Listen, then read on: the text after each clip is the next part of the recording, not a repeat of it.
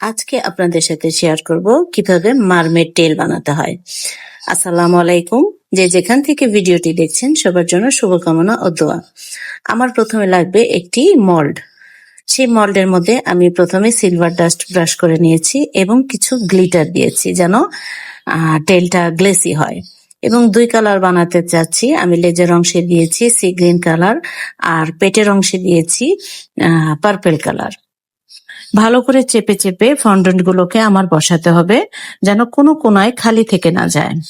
তারপর আমি একটি রোলারের সাহায্যে রোল করে এটা ভালো করে সেট করে নিব। সেট হয়ে গেলে এখন দেখেন আমি মোল্ড আউট করছি। মোল্ড আউট করা একটু কঠিন, খুব সাবধানে মোল্ড আউট করতে হয়, নালে ভেঙে যেতে পারে।